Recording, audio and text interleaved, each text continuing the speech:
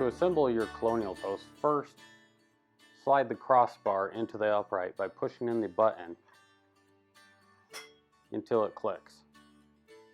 To attach the sign to the post, slide the V-clip through the hole in the top of your sign. Pinch the two ends of the V-clip together and slide in one hole in the crossbar. Repeat the same step for the other side of the sign.